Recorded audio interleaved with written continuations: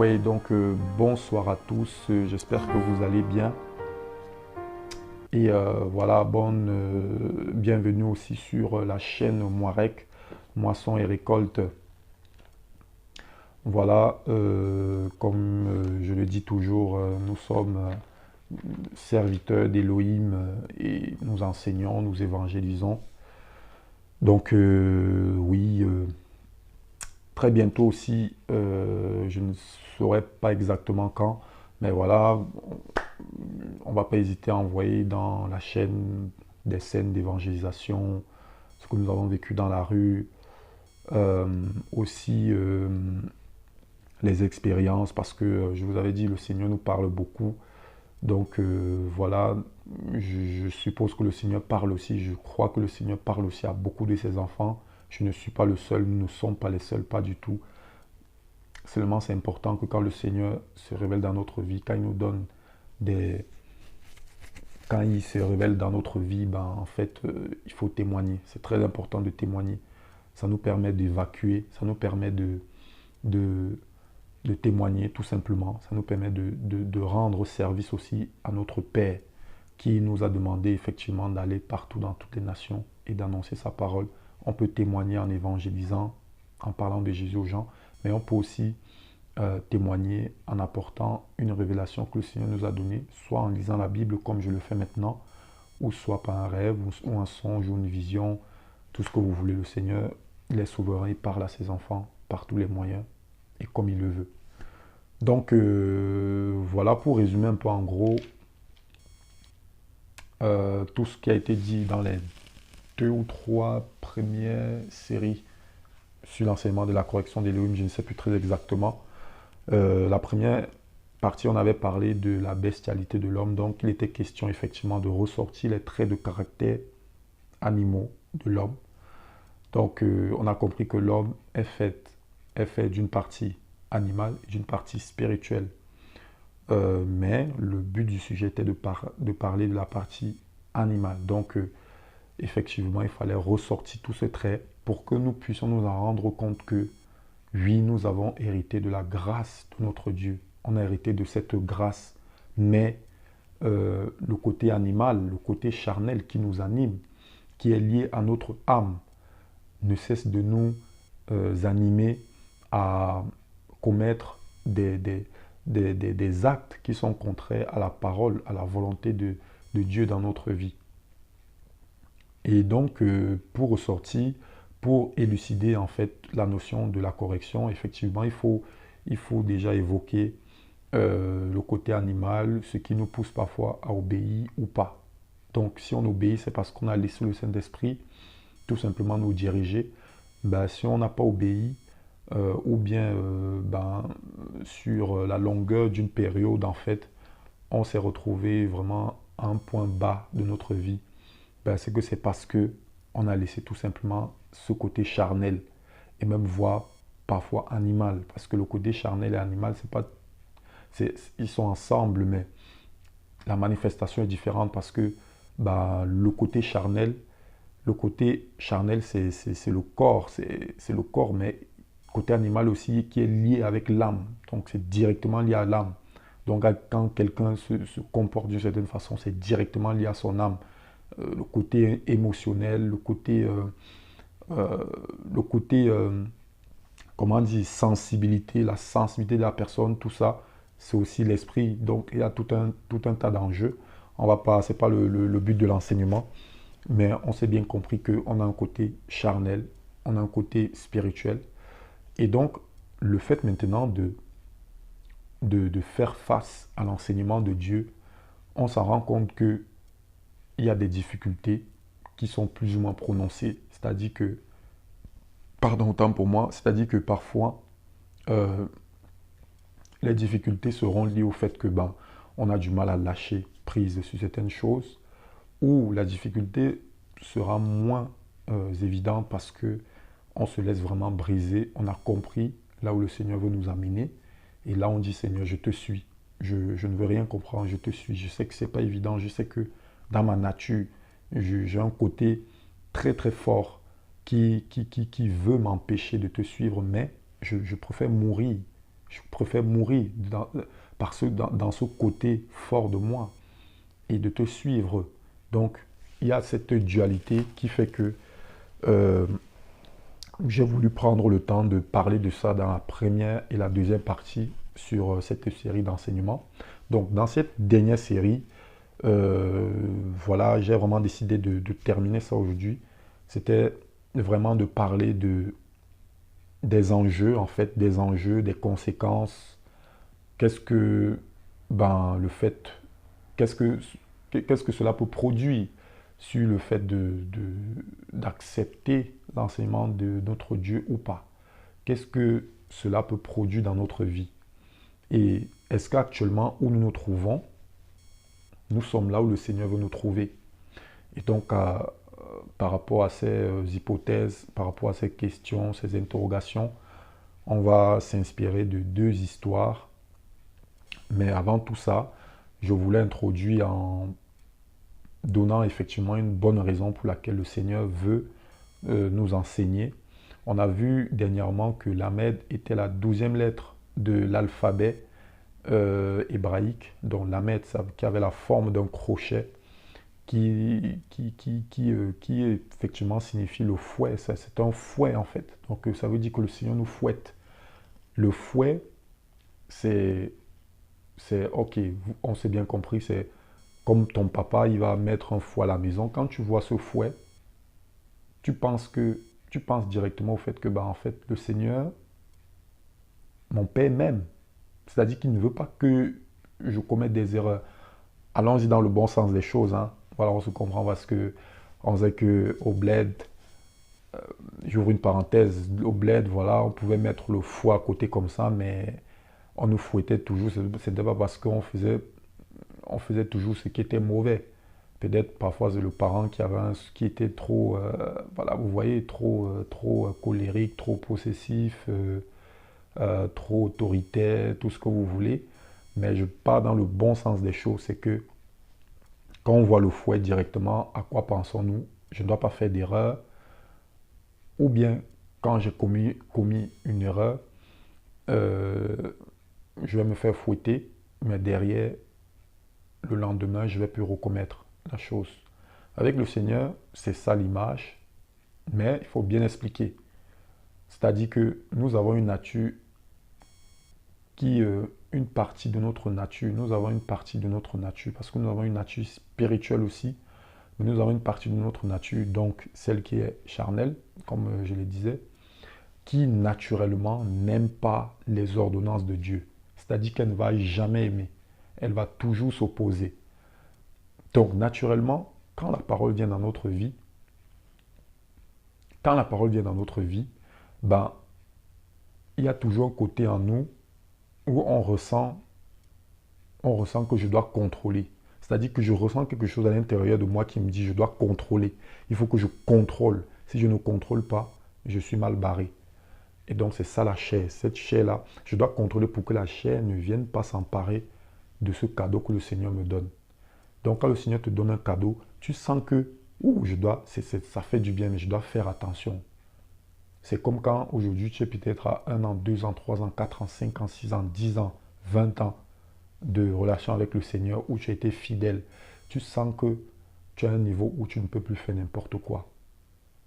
Mais avant d'en arriver là, il y a eu des étapes dans ta vie. Tu as vécu des choses, c'est-à-dire que tu es conscient de ce qui est bien et de ce qui n'est pas bien. Tu es conscient de ce que tu dois faire, de ce que tu ne dois pas faire. Tu es conscient de ce que tu peux faire et de ce que tu ne peux pas faire. Et c'est ça effectivement l'enseignement. C'est-à-dire que le Seigneur vient t'apporter un enseignement et derrière, tu n'as pas droit à l'erreur. Et cet enseignement, c'est déjà un fouet en même temps. C'est-à-dire que ça te fouette, c'est-à-dire que ça veut te briser, c'est ça en fait. Cet enseignement veut te briser ton côté charnel parce que le Seigneur t'aime, pas parce qu'il veut te faire du mal. Son enseignement veut que tu atteignes la perfection. Comme Dieu disait à Job, à Satan, quand il dit par là Satan, tu as vu mon serviteur parfait, intègre, fidèle. Voilà, c'est ça que le Seigneur veut. Il veut tenir le même langage. Comme dans l'enseignement précédent, je parlais effectivement de la Nouvelle Jérusalem. La Nouvelle Jérusalem, c'est notre siège terminus. C'est-à-dire que c'est là-bas que le Seigneur va nous faire siéger. Et seuls ceux qui sont parfaits, seuls ceux qui se sont maintenus dans la perfection avec des robes toutes blanches sans tache, ce ne sont qu'à eux que seront destinés ce lieu, cet endroit. Mais ça représente aussi la personnalité que le Seigneur veut nous donner. Le Seigneur veut nous donner une personnalité semblable à la Nouvelle Jérusalem. C'est-à-dire qu'il veut nous faire tendre vers la perfection.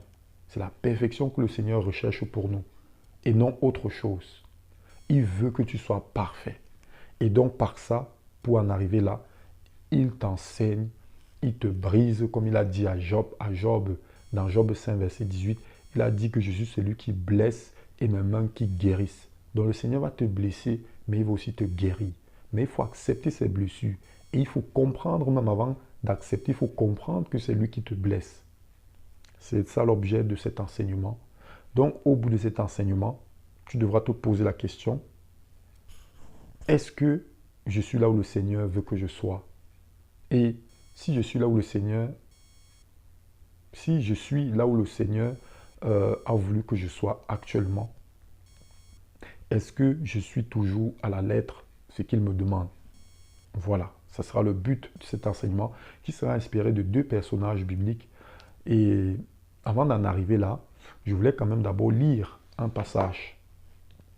On va aller dans Hébreux chapitre 5 du verset 12 au verset 14. Je lis la parole du Seigneur. En effet, vous qui devriez être docteurs, vu le temps, vous avez encore besoin qu'on vous enseigne les premiers rudiments des oracles d'Élohim. Et vous êtes devenus tels que vous avez encore besoin de lait et non d'une nourriture solide. Or, quiconque use de lait ne sait pas ce que c'est que la parole de la justice parce qu'il est un enfant. Mais la nourriture solide est pour les hommes parfaits, pour ceux qui par l'habitude ont leur sens exercé à discerner le bien et le mal. Waouh, waouh, waouh. Vous pouvez relire même le chapitre 6 du livre de l'Épître aux Hébreux. C'est vraiment très fort ce livre. Ce livre est vraiment fort. Et quand je lis ça, à chaque fois, je suis bouleversé parce que je comprends davantage que pour moi, le Seigneur veut que je sois de plus en plus parfait. C'est-à-dire que quand vous allez lire le chapitre 6, le Seigneur veut que nous atteignions un niveau tellement haut que le fait de nous parler des choses qui sont en bas, que ça n'ait plus d'influence sur nous. Parce que ceux qui sont en bas sont très facilement manipulables. Oui.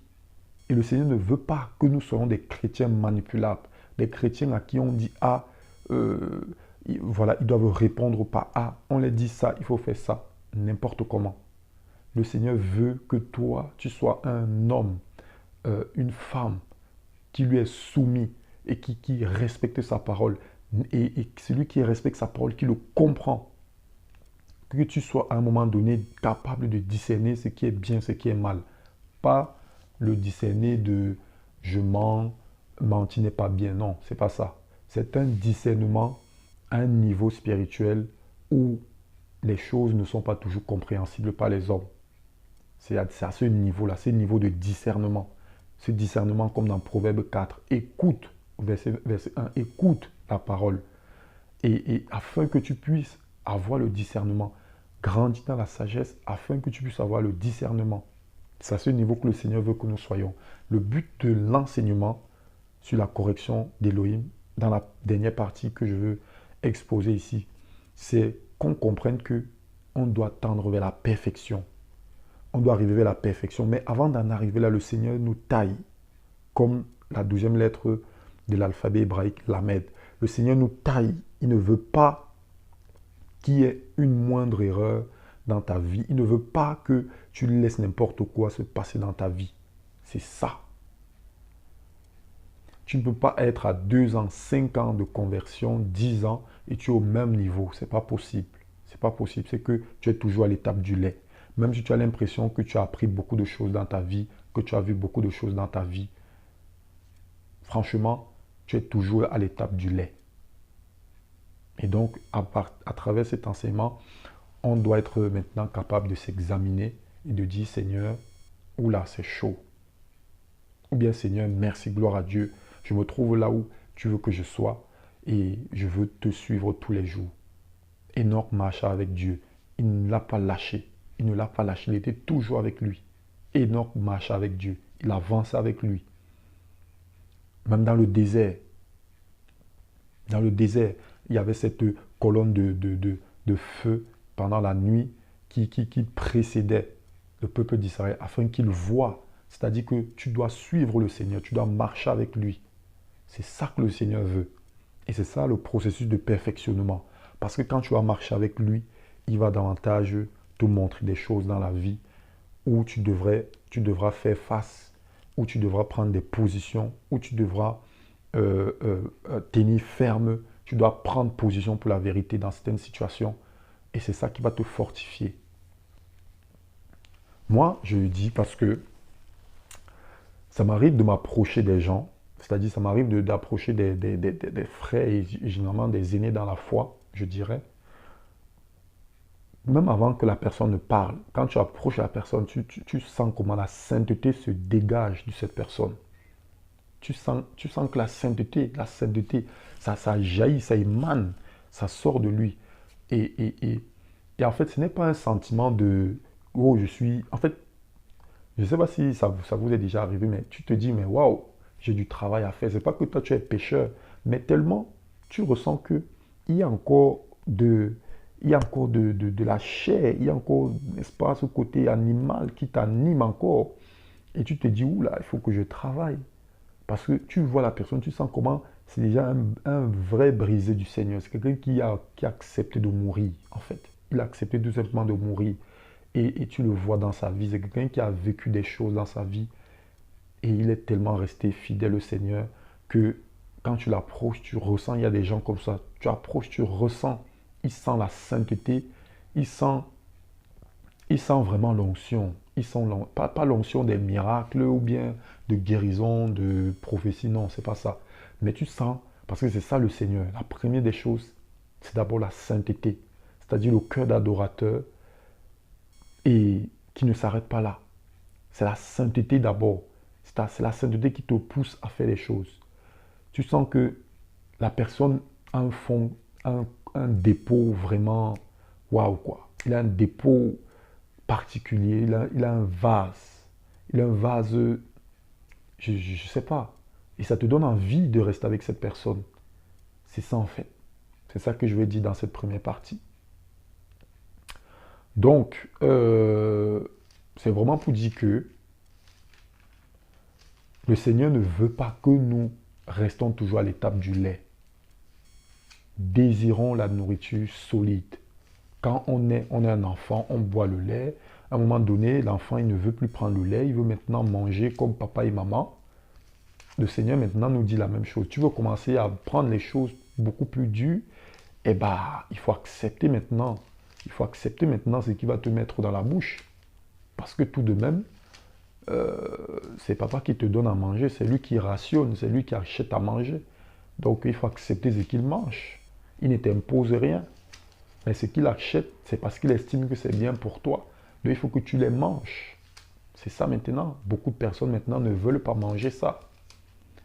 Et c'est pourquoi on grandit, on a 20 ans, on a 50 ans dans le Seigneur. Mais on a toujours l'impression qu'on mange toujours à chaque fois les céréales. On boit la bouillie, on boit le lait. Voilà, c'est toujours la sauce tomate, je ne sais pas quoi. Hein? Il n'y a pas de viande, on ne mange pas de viande avec les os. Oh, j'ai pas les dents, machin, parce que je ne peux pas encore mâcher la viande avec les os. C'est ça. Il y a des gens, ils ont 50 ans même dans la foi, c'est comme ça. Donc, et le problème, c'est que ce qui est flagrant, c'est qu'ils croient qu'ils sont à fond dedans. Ils croient qu'ils sont à fond dans la foi, ils sont vraiment là-dedans à fond. Mais voilà, quoi, il n'y a aucun fond en fait. Ils sont à fond, mais il n'y a aucun fond. Donc, voilà. Je ne vais pas lire ces deux passages. Je vais vraiment parler de ça. Après, je vais conclure parce que je ne voulais pas faire deux parties. Je vais parler, je vais peut-être arriver à 30 minutes, je ne sais pas. Donc, On va s'inspirer de deux passages dans la parole de Dieu. Une personnalité, c'était Jonas. L'autre personnalité, c'est Job. Vous savez ce que Jonas a vécu. Dieu va lui dire, lève-toi, va à Ninive, apporte la parole d'Élohim, car j'ai un peuple là-bas. Je paraphrase.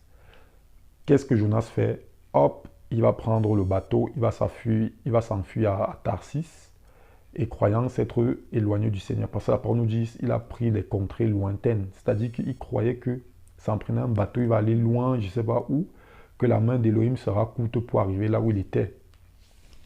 Il arrive à Tarsis, vous savez ce qui s'est passé. On va le jeter dans l'eau avec le tirage au sort parce que voilà, on a constaté que c'était lui le problème. C'est à cause de lui qu'il y avait cette tempête qui avait été voilà, dépêchée par le Seigneur. Et vous savez ce qui s'est passé, le poisson le prend et dans ce poisson, il passe 3 jours. Il va reconnaître toutes ses erreurs, il va commencer à se repentir, reconnaître devant le Seigneur que oh, c'est moi qui ai commis l'erreur. En gros, en fait, Jonas était un raciste. Voilà. Il n'aimait pas les Ninivites parce que vous savez que c'était les Assyriens. C'est aujourd'hui actuellement une ville dans le nord de l'Irak, Ninive. Et vous savez qui est l'Irak pour Israël? C'était toujours des ennemis. C'était la Babylone antique à l'époque. C'était la Babylone. Après, il y a, après la Syrie qui après a formé le bloc avec la Syrie et tout ça. Ils ont formé Babylone après. Mais en gros, c'était les ennemis de Babylone. Et imaginez-vous, Dieu va demander à Jonas de partir là-bas, apporter le message pour qu'il soit délivré. Et Jonas va fuir parce qu'il était raciste, parce qu'il n'aimait pas ces gens. Ça arrive aujourd'hui dans notre vie que des gens, le Seigneur parfois même pour te tailler, pour te dépouiller, pour faire endormir le vieil homme. Parce que quand on reçoit Jésus-Christ, le vieil homme, c'est pas qu'il n'existe plus. Le vieil homme est mis de côté, mais il reste cette souche-là à l'intérieur de toi que le Seigneur veut travailler parce que tu es toujours un humain. Et donc le Seigneur, parfois pour te travailler, il va te pousser à faire les choses que ta chair ne veut pas faire. Et comme ta chair a pris plaisir à rentrer en contact, en, en combat avec certaines personnes, eh ben, il va t'envoyer même vers ces mêmes personnes. Il a dit, bon, vous, c'était vos ennemis, mais maintenant, toi, tu vas les aimer, tu dois les aimer.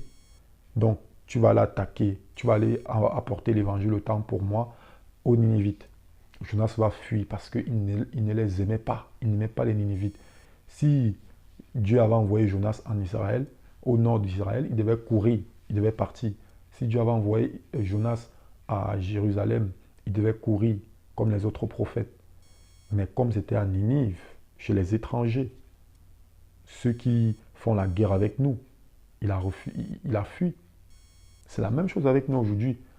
Le Seigneur ne veut pas que tu regardes à ton côté timide, parce que je connais beaucoup, hein. Je sors régulièrement dans la rue, j'évangélise. Je tombe souvent sur des personnes qui me disent qu'ils sont convertis, mais ce n'est pas en fait, ce n'est pas le problème de servir le Seigneur. Je ne dis pas que pour servir le Seigneur, il faut évangéliser. Ce n'est pas ça mon message. Je ne suis pas en train de dire qu'il faut évangéliser, il faut faire ça, il faut faire ça. Non.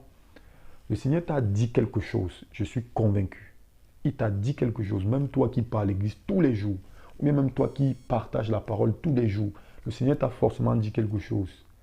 Mais dis-toi que ce n'est pas normal que tu aies déjà 3 ans, 4 ans, 5 ans, 6 ans, 7 ans de conversion et tu n'avances pas.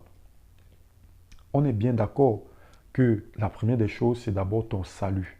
Mais ensuite, la deuxième des choses, c'est aussi d'apporter ton témoignage à l'extérieur. Ce n'est pas forcément l'évangélisation directe, corps à corps avec des gens.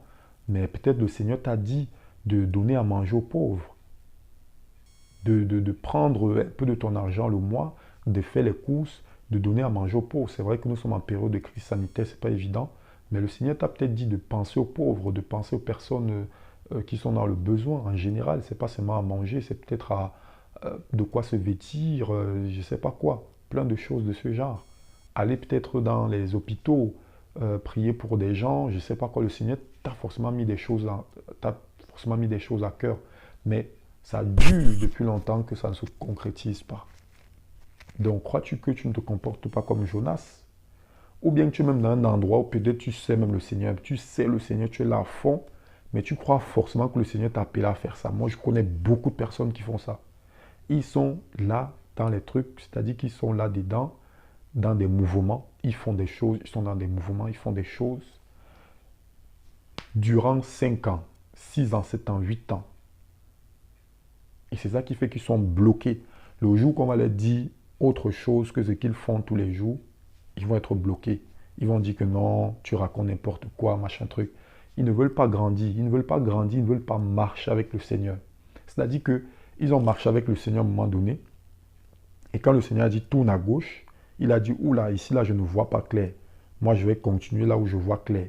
Alors que le Seigneur te dit prends là où c'est sombre. Ce point sombre, comme Dieu a dit à Jonas, c'est un point sombre, c'est un point où oui, la chair ne voulait pas. Parce que la chair voulait autant pour moi, mais, euh, euh, euh, euh, mais en fait, tu dois obéir par le Saint-Esprit. En fait, ta chair ne voulait pas. Je reviens sur ce que je dis, je m'excuse. C'est une erreur. En fait, ta chair ne voulait pas. Ta chair te dit non, non, non, non, non, non, je ne peux pas aller là-bas, je ne peux pas aller là-bas. Alors que l'Esprit veut que tu ailles là-bas. Le Saint-Esprit veut que tu ailles là-bas. Ce sera dans les endroits que tu ne vas pas toujours apprécier. Moi, quand je sors, j'évangélise. Moi, j'ai décidé d'aller vraiment dans des coins de plus en plus bizarres. Oui, j'ai décidé que je vais commencer à aller dans les coins les plus en plus bizarres. Où des gens, ils fument la beuh, ils se droguent. Je suis souvent allé. Je ne dis pas que je ne suis pas souvent allé, je suis souvent allé. Mais c'est là-bas parce que le Seigneur les aime. Ce n'est pas parce que je veux me montrer que je suis courageux d'aller vers les gens qui fument la beuh, les zèbres. Non, mais c'est parce que le Seigneur les aime. Il faut aller vers les gens qui ne marchent pas, des gens qui n'ont pas de quoi manger. Ils n'ont pas toujours besoin que vous leur dites que Jésus-Christ vous aime. Mais enlevez ce que vous avez dans votre poche. Enlevez 5 euros, vous achetez quelque chose à manger, vous leur donnez. C'est ça qu'ils veulent. C'est ce que le Seigneur peut-être te dit aujourd'hui. Mais tu crois que c'est parce que tu es toujours en train de faire tes choses de la même façon tous les jours que tu crois que tu ne te comportes pas comme Jonas, que tu t'es enfui pour aller à Tarsis. Il y a beaucoup qui sont à Tarsis actuellement où ils se trouvent. C'est pourquoi ils ne sont pas là où là où le Seigneur veut qu'ils soient. Et ne croyez pas toujours que le Seigneur va vous envoyer un poisson qui va venir vous enlever là où vous êtes pour vous ramener là où il voulait que vous soyez. Ah non, le Seigneur fait ce qu'il veut. Il corrige chacun tel qu'il veut. Ta correction que tu vas subir de la part du Seigneur ne sera pas la correction que l'autre va subir. Tout dépend de l'état de ton cœur. Si tu as entendu ce que le Seigneur t'a dit, ou bien si tu n'as pas entendu, remets-toi en question. Dis que bon Seigneur, il faut du refresh, il faut du refresh dans ma vie. Là, j'ai déjà fait ça, ça, ça, ça. Moi, je connais beaucoup. Ils sont toujours sur place. C'est la même chose tout le temps. Même chose. C'est pourquoi ils sont toujours en train de, n'est-ce pas, d'accepter un peu parfois de... Moi, j'ai dit, il y a certains endroits où je ne peux plus cohabiter. Si moi je viens, c'est pas parce que, voilà, machin truc. Si je viens, c'est pas parce que je veux trop montrer. Non. Il y a certains endroits où je ne peux plus cohabiter. Même parmi certains chrétiens. Oui. Parce qu'ils ne sont pas encore, ils ne sont pas capables de comprendre pourquoi tu ne peux plus cohabiter ces milieux. Moi, si je viens, parfois je suis venu, je peux venir, mais c'est pour apporter peut-être des témoignages, c'est pour montrer que je suis aussi un homme libre. C'est pas que je n'aime pas mes frères, c'est pas que je n'aime pas mes soeurs, mais il y a certains endroits où je ne peux plus cohabiter parce que tu peux rentrer dans la compromission. Et parce que même ces gens-là ne vont jamais comprendre. Tu vas leur parler, ils ne vont jamais comprendre. Il n'y a que le Seigneur qui puisse envoyer un poisson pour qu'il sorte de là. Parce que voilà, la voix, ça parle, mais parfois les gens veulent, les gens ont besoin, je dirais plutôt, que le Seigneur les envoie un poisson. Et ma prière pour toi est que le Seigneur t'envoie un poisson, un gros poisson qui va venir t'avaler et t'amener sur la rive. Ce gros poisson ne va pas te tuer. Ce gros poisson ne va pas te faire du mal. Pas du tout. Mais il va venir te transporter de force. Il va t'amener sur la rive pour que tu comprennes entre-temps dans son ventre que tu devais faire la volonté de Dieu. Moi, c'est ma prière pour toi. Je ne prie pas que tu fasses un accident. Je ne prie pas que tu meurs. Je prie au nom de Jésus-Christ que tu vives. Je prie au nom de Jésus-Christ que tu le serves, que tu comprennes sa pensée. Mais accepte qu'il te fasse peut-être passer par le poisson. Mais s'il ne te fait pas passer par le poisson, remets-toi en question et prie. Le Seigneur peut aussi te parler si tu pries. Si tu pries, le Seigneur va aussi te parler. Moi, c'est ma prière pour toi. Ensuite, on va attaquer la deuxième partie, la deuxième histoire qui est celle de Job. Vous connaissez bien l'histoire de Job, où effectivement, le Seigneur a dit de lui qu'il était un homme parfait. Il avait les biens, il était fidèle au Seigneur. La parole nous dit qu'il était intègre. Et voici venu un moment où la parole nous dit que les fils d'Élohim sont venus, vers le verset 6-7 comme ça, les fils d'Élohim sont venus pour rendre des comptes à Elohim, effectivement, de ce que Job faisait du bien sur la terre. Et la parole nous dit que le diable était là au milieu. Et quand Dieu maintenant va interroger le diable, il va dire, mais tu n'as pas vu mon fidèle Job là? Que fais-tu déjà? Il va lui poser la question, que fais-tu? Où étais-tu? Le diable répond à Dieu, en fait, j'étais partout sur toute la terre, j'ai parcouru toute la terre, je courais autour de la terre. Et Dieu va lui dire, mais tu n'as pas constaté un de mes fidèles Job, l'homme parfait. Il va lui dire, Satan va lui dire, oui, il est parfait parce que je voulais mettre la main sur lui, mais il y avait un rempart que tu as mis autour de lui, donc je ne pouvais pas le toucher. Et qu'est-ce que le Seigneur va dire? Satan va lui dire, d'abord, en fait, il faut donc étendre ta main sur lui, tu enlèves ses biens, et après, on le touche, tu me laisses le toucher cette fois-ci par après, et tu verras s'il sera toujours fidèle. Le Seigneur dit, ok, bon, je te permets de le faire, mais à une seule condition, ne touche pas sa vie. Tu ne dois pas toucher à son âme. La parole nous dit. Et donc, voilà que le Seigneur va permettre au diable de frapper Job. Il va le frapper, tuer toutes ses richesses, ensuite ses enfants. Il ne reste plus que lui et sa femme. Job était tellement abattu au point où sa femme même va lui dire, maudit Dieu et meurs. Il y a les gens qui seront autour de toi, qui ne seront pas des non-convertis, qui seront des convertis, mais qui vont te dire des choses en fait, qui vont te dire des choses qui peuvent paraître être bonnes, mais en gros, ça ne contribue pas à la volonté que le Seigneur a pour toi, veut que tu suives en fait. Ça ne va pas toujours correspondre. Si toi-même, tu n'es pas conscient de la situation qui t'arrive, tu vas écouter les autres, qui n'ont pas forcément toujours des paroles méchantes. Parce que par après, on a vu dans l'histoire de Job que ses amis sont venus. Sa femme lui dit déjà, bénis Dieu et meurs. Ses amis vont venir par après, Eliphaz, Bildad et Tchophar, qui vont venir. Ils vont lui dire, mais qu'est-ce qui se passe? En fait, il y a eu un tas d'échanges, de dialogues qu'ils ont eu. C'est-à-dire que Eliphaz parlait, après Job lui répondait. Ensuite, Bildad lui parlait à Job, Job lui répondait. Ensuite, Tchophar lui parlait et Job lui répondait. Et il y avait cet échange qui a fait que moi, j'ai compris dans le dialogue que, en fait, ses amis, en fait, le poussaient à se justifier à chaque fois devant Dieu. A dit, mais tu es quelqu'un de bien, tu as servi le Seigneur. Normalement, le Seigneur ne devait pas faire ça. Normalement, il ne devait pas faire ça. Alors qu'il a vu comment tu as été fidèle, tu as toujours été intègre. Mais voilà, ce n'est pas... En gros, pour paraphraser, en gros, il disait, bon, le Seigneur était un peu le fautif dans ça. Parce que plus tard, le Seigneur va les reprendre sévèrement. Dans le verset 42 déjà, dans le chapitre 42 déjà, il va leur dire, mais en fait, vous n'avez pas parlé avec droiture à mon nom. Donc, Dieu a failli les frapper. C'est pourquoi il a demandé à Job de dire à ses amis de sacrifier des animaux afin que ils puissent demander pardon, que Job prie pour eux et qu'ils soient délivrés.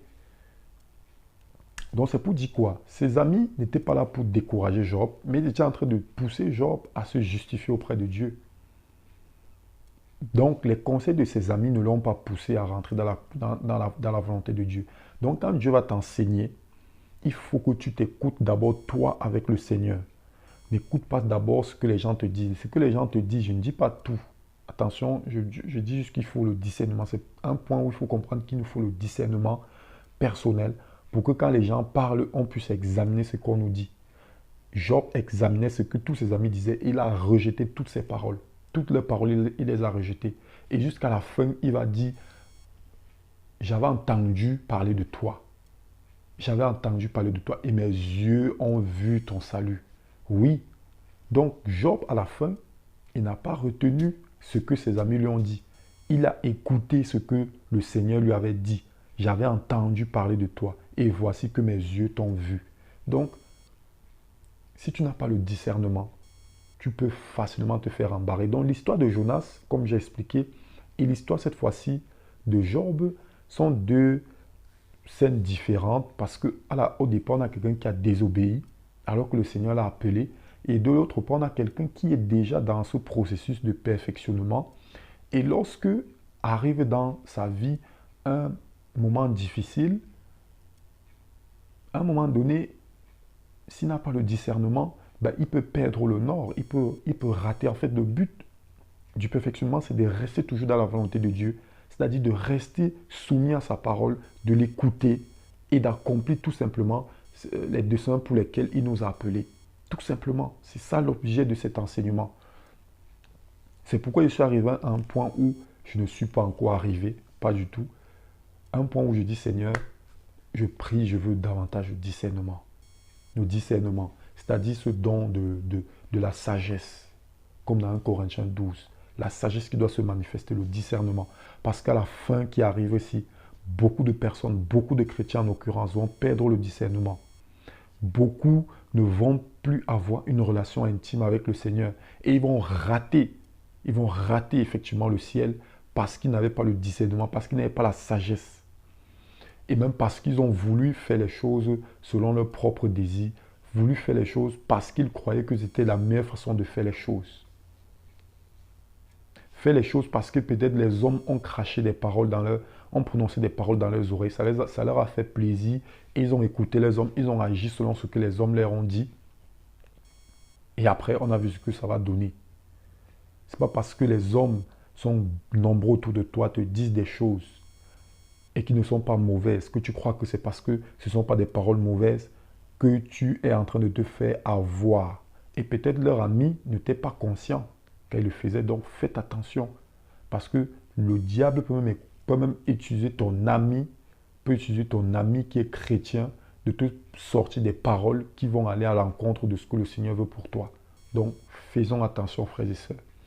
Moi, en tout cas, c'était vraiment ce que je voulais apporter dans cette série d'enseignements sur la correction d'Élohim. Bien sûr, je suis conscient que la correction d'Élohim peut s'enseigner dans plusieurs sens. Mais en tout cas, moi, j'ai voulu apporter le sens dans la direction du discernement, dans la direction de l'obéissance, de la soumission à Elohim. Une fois de plus, c'est d'abord Jésus-Christ. Donc, moi, c'était vraiment d'apporter l'enseignement dans cette voie-là, dans la voie de la soumission. C'est-à-dire qu'il faut écouter le Seigneur, faire sa volonté. Il faut l'écouter avant d'écouter les hommes. Écoutons d'abord le Seigneur et acceptons qu'il nous blesse, parce que c'est celui qui blesse et qui nous guérit. S'il nous a blessés, c'est lui le seul qui peut aussi nous guérir. S'il nous blesse, tu peux aller voir le plus grand des médecins. Tu peux aller voir le plus grand des docteurs. Tu peux aller voir le plus grand esthéticien, je ne sais pas quoi. Mais il ne pourra rien faire pour toi. Ce n'est que Jésus-Christ seul qui pourra te guérir. Et alors, en conclusion, le Seigneur veut effectivement que dans cet enseignement, que nous puissions aller plus loin. C'est-à-dire que année après année, jour après jour, même pas année, jour déjà après jour, c'est-à-dire qu'à chaque fois que tu prends ta parole, que tu la médites, que tu pries, que tu vis ce que tu lis dans la parole, le Seigneur veut que tu grandisses. C'est-à-dire qu'il veut que tu ailles plus loin. Moi, jour après jour, c'est-à-dire le jour que j'ai aujourd'hui, je ne veux pas que demain, ça soit la même chose. Je ne veux pas être au même niveau. Et ça ne sera pas toujours évident, mais tu le sens spirituellement. Ce n'est pas en sortant pour faire les choses que tu as grandi. C'est d'abord dans ta vie. L'obéissance. Laisser le Saint-Esprit envahir ta vie, envahir ton cœur, transformer ta vie, faire manifester le fruit de l'Esprit. C'est la meilleure façon de témoigner, c'est la meilleure façon de vivre une vie intime avec le Seigneur. C'est la soumission à sa parole, c'est le respect. C'est ça, la soumission. Et par après, effectivement, il faut apporter le témoignage à l'extérieur. Il faut maintenant aimer son prochain aussi. Notre amour n'a pas de limite. Ça aime d'abord notre Seigneur, mais aussi les gens du dehors. Et c'est là où on évangélise. C'est là où on donne à manger aux pauvres. C'est là où on va dans les hôpitaux. C'est là où on fait les œuvres ici et là, à gauche, à droite. C'est ça. Donc, parvenu au thème de notre enseignement euh, que le Seigneur a mis dans mon cœur, en tout cas, que voilà vraiment sa parole, euh, que sa parole continue à être manifeste dans notre vie. Jésus-Christ arrive bientôt et moi, je ne peux pas, moi, quand moi-même je parle comme ça, quand j'enseigne comme ça, moi-même, ça m'encourage. Je me dis, je n'ai pas droit à l'erreur.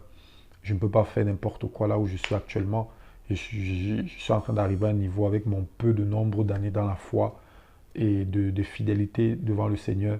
Je me dis, je n'ai pas droit à l'erreur parce que on peut tomber à tout moment, on peut basculer à tout moment et c'est pourquoi on doit laisser le Saint-Esprit nous guider dans la vie et non notre côté charnel prendre le dessus, nous contrôler. Je refuse au nom de Jésus-Christ. Et ma prière, c'est que pour toi aussi, tu puisses te lever en fait. Lève-toi, comme Dieu a dit à Jonas. Lève-toi et va à Ninive. Comme Dieu a dit aussi même à Job. Il a dit à Job, après que tu es mon enfant. Il va lui dire ça je paraphrase à partir du chapitre 22, 42, autant pour moi. Il va lui montrer son amour, il va lui montrer sa fidélité. Il va lui dire que j'étais avec toi. C'est ça en fait. C'est-à-dire qu'il va te dire lève-toi et après il va aussi te dire je suis avec toi. C'est ça en fait, tout simplement. Donc lève-toi. Ne sois plus le même. Ne reste pas être le même tous les jours. Ne te satisfais pas seulement être dedans chez toi tous les jours. Tu pries seulement, tu médites. Ce n'est pas de la moquerie. Je ne suis pas en train de t'injurier, je ne sais pas quoi. Quel mot qui peut être fâcheux. Franchement, pas du tout. Mais mon cœur, c'est que l'Église doit se lever. On doit être le parfum. Le parfum, comme dans 2 Corinthiens 2, le verset 15. Nous sommes une odeur, n'est-ce pas, dans ce monde pour les personnes qui sont sauvées et pour les personnes qui périssent. Nous sommes une odeur. Nous sommes une odeur de Christ, de la part d'Élohim, pour les personnes sauvées et pour les personnes qui périssent. Une odeur mortelle pour ceux qui ne veulent pas de la vérité, mais nous sommes une odeur vivifiante pour ceux qui sont sauvés, pour ceux qui veulent la vérité. Donc ça veut dire que quoi? Quand le Seigneur va te dire lève-toi, ça ne veut pas dire que tout le monde obligatoirement va t'écouter. Tout le monde ne va pas t'écouter, ça c'est déjà une certitude. Mais au moins tu auras obéi au Seigneur. Et parce que tu auras obéi, ton odeur va être, va être reçue par les gens, effectivement, qui veulent la vie. Parce que ton odeur est une odeur de Yeshua, de Jésus-Christ, de la part de Dieu.